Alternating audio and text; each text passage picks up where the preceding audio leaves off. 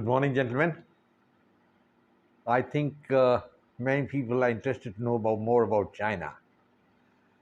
Now, the most important country in the world as on date is China and not the United States.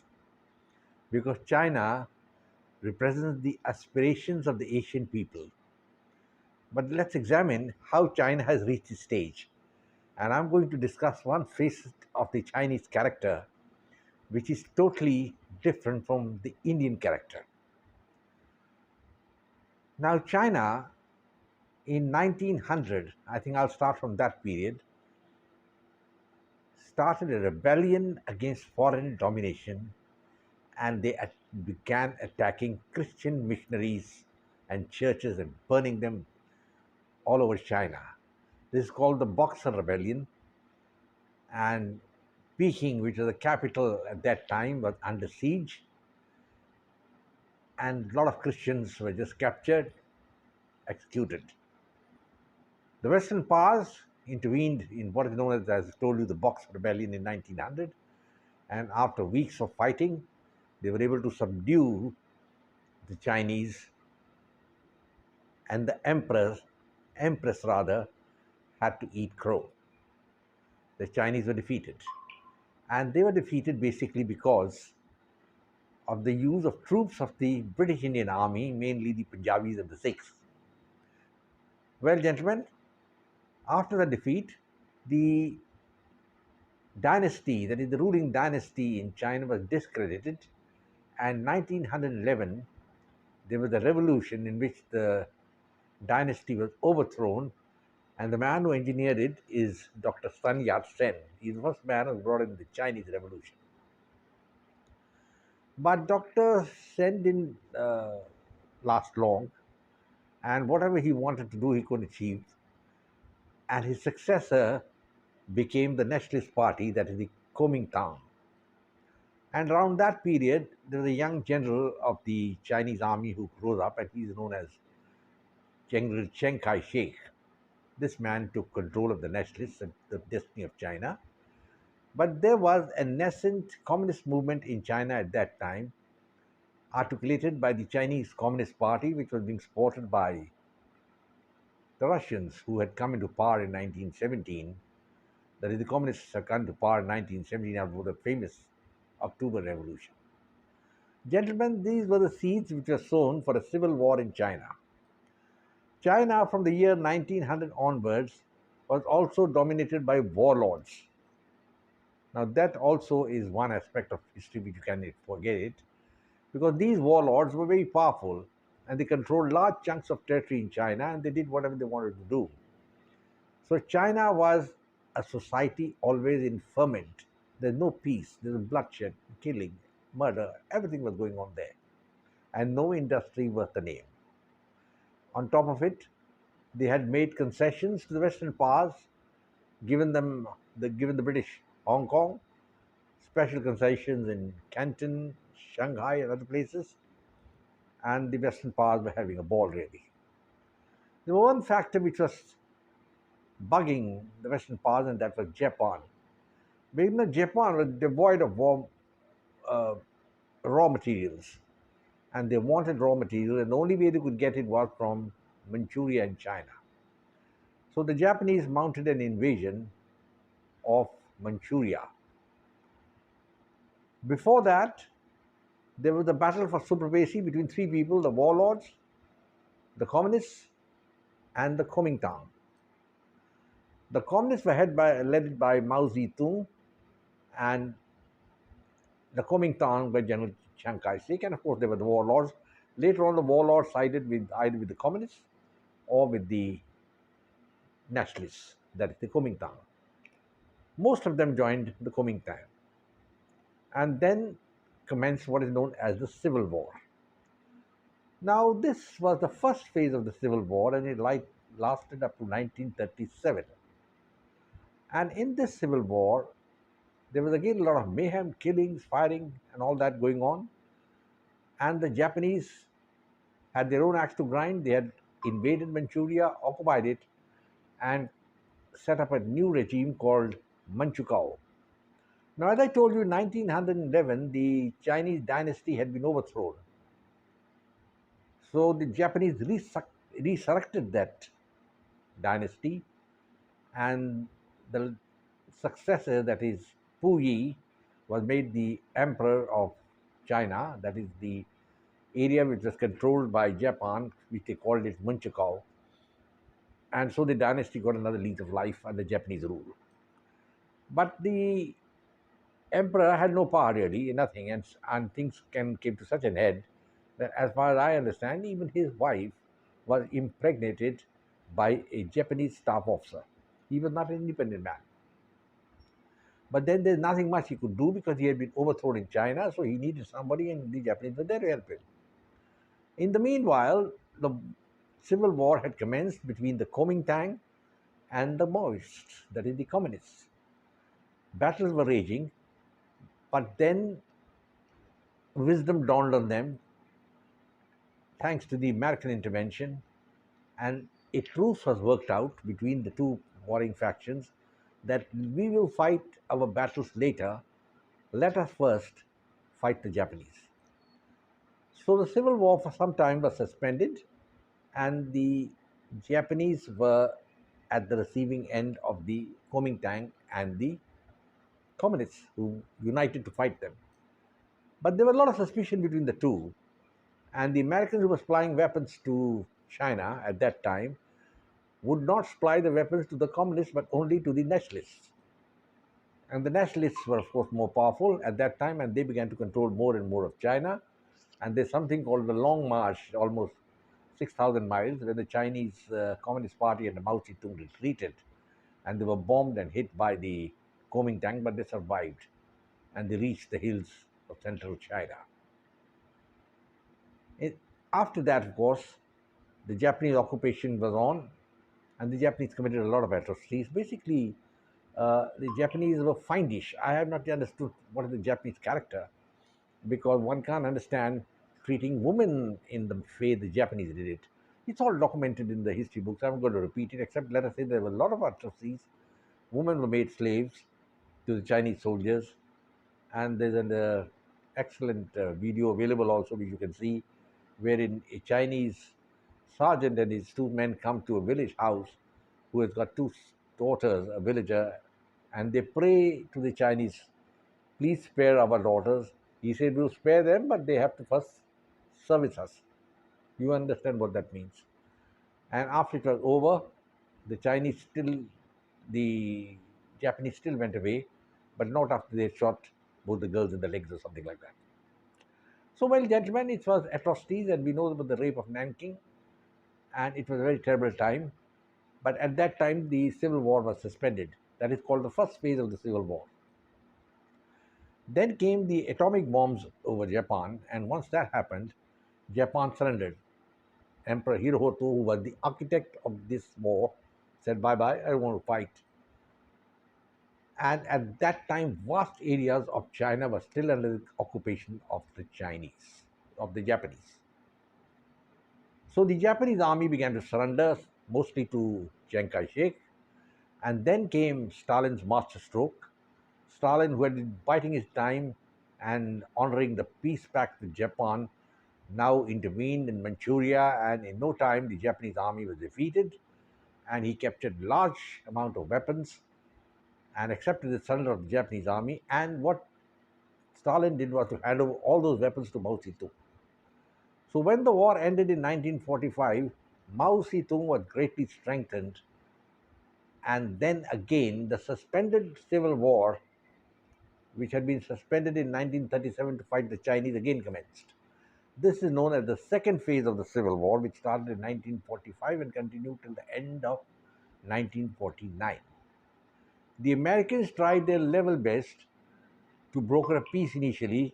Averell Harriman, the American representative, was in China to broker a peace between the communists and the nationalists, but it didn't work out. And ultimately, both of them were again at each other's throats. So the Americans decided that they would help only the Kuomintang, and they began to do that. And now the rush, of course, the Mao Zedong's communists had been heavily armed with the Japanese weaponry.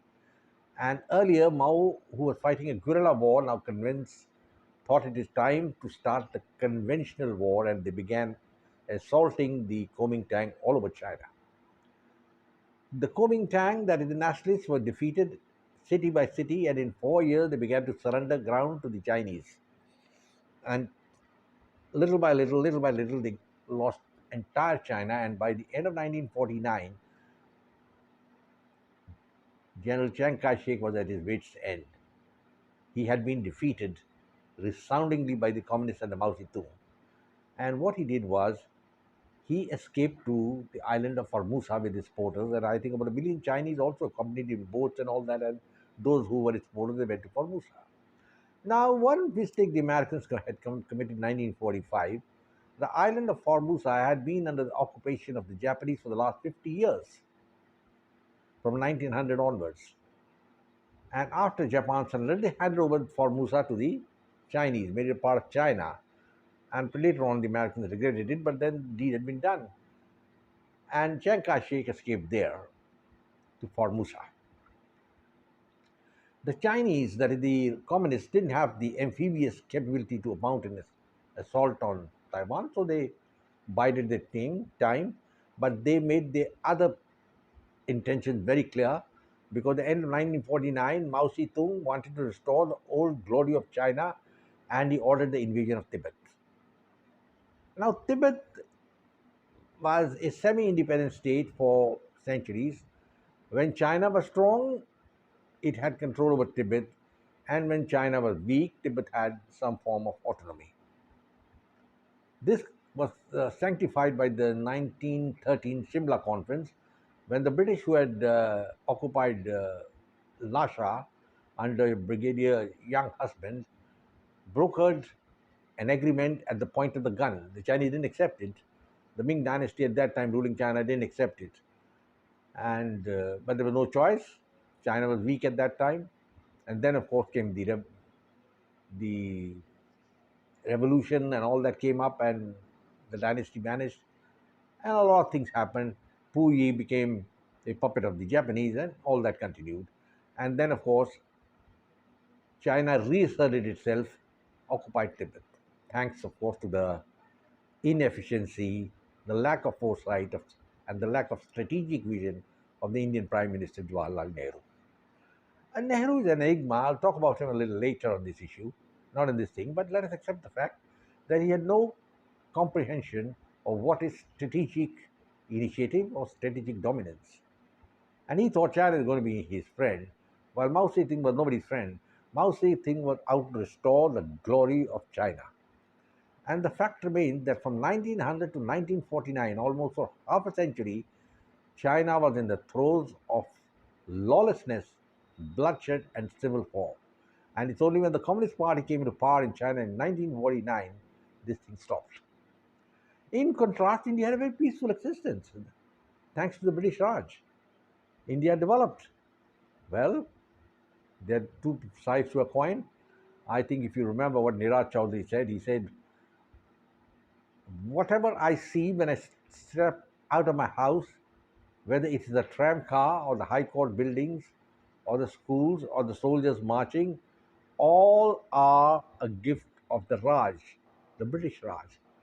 But the British did not give us sovereignty. That's the point. But they gave India nationhood. India was never a nation. And Nehru should have built on that, but he didn't do it. And he frittered everything away and allowed China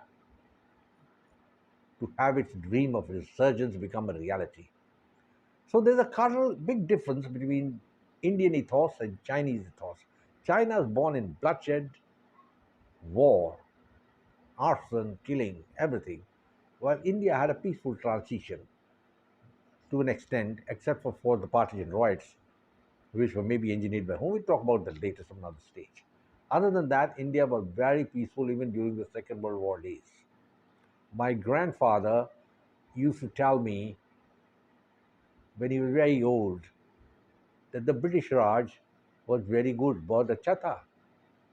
There was no Mehgai, no rise in prices. They controlled everything. Well, As I told you, there's two sides to a coin, one side, second side. So we now discuss that point while discussing that the ethos of the Chinese are different from that of the Indians. Chinese believed in domination, and they were a nation which was born through blood and sweat, while India got their freedom on a platter, on a plate. They didn't have to fight for it. There was no fight in the villages, and I don't think Indians really fought any time for independence at all. Even the 1857 mutiny is a big farce, basically. It was just confined to a few districts in few portions of northern India, and that's all. The whole of India was quiet as a mice. And so many Indians, like the Sikhs and others, they went and joined the British, and they took part in the assault on Delhi. It was a mutiny by a few soldiers, and even bulk of the Bengal army, the East India army, were on the side of the British. As far as the Chinese are concerned, they were under the boots of the Western powers, and they were eager to get out of it. And part of it became a reality when the Japanese occupied Shanghai and Hong Kong and other places, and they threw the Chinese and the European powers out from there. And after the end of the war, these European powers tried to get back, but they couldn't go back there. And that was the end of British influence, Western influence, French influence, German in China. China now began to readdress the historical wrongs which they felt had been done by imperialism. India did a mistake in trying to put forward the British point of view all the time on the border. China did not recognize the border as it said it's an imperialistic border. And the fact that India had accepted suzerainty of China over Tibet, obviously there was no choice but to say that Tibet is part of China and India's border is with China, and China didn't recognize the border which had been signed by the Tibetans as per the 1913 agreement. So the seeds were thrown for a conflict with India, were sown. There was no choice. They had to have a fight together. And Mao Zedong, of course, won because he was the man with astute vision, a chance to make China great. We must remember that China during the Middle Ages was known as the Middle Kingdom, the center of the world. So they wanted to restore that, while the Indians at the other end, I don't know whether they want to restore anything at all. Gentlemen, the point I'm coming to is that India had a peaceful transition, didn't know what actually war is, what bloodshed is, what killing is during the 200 years of the British Raj, and rather the last 100 years under the Crown.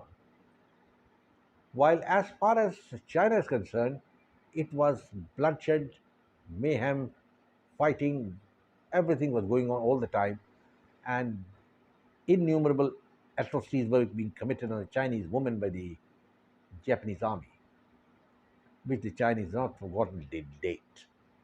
Now China is resurgent, and the seeds of this are thrown in the occupation of China by the Western powers and the subjugation of China. Actually, it started from 1842 and 1856 when the Opium Wars were fought and China was defeated and the British enforced opium trade on the Chinese. China wanted to get rid of all the remnants of imperialism, and they did it very successfully. Gentlemen, the clash with China is imminent because India is sticking to the concepts or the theory which was outlined on the border by the British. China doesn't recognize it. You've got to have a border settlement, and it cannot be on what the British had demarcated and went away. Because the portions which are facing China, like Aksai Chin and Nefa, which the Chinese are claiming now, were never part of the Indian Empire ever by under any Indian king. The only time they came under Indian control was when the British came there. And when the British went away, it was incumbent on India to police those areas, strengthen them, and do and establish your sovereignty over them. Which the Indians didn't do it. They were vacant land, no man's land. Chinese went and occupied the whole thing. Gentlemen, this basic point is to tell you that China's civil war is the defining moment of world history. And China rose like the phoenix, the bird, which rose from its own ashes. China had been destroyed, but like the phoenix, it has risen up and is now a big power. And India will have to accept it. There's no choice, even the Americans, and we'll have to see what happens in the future.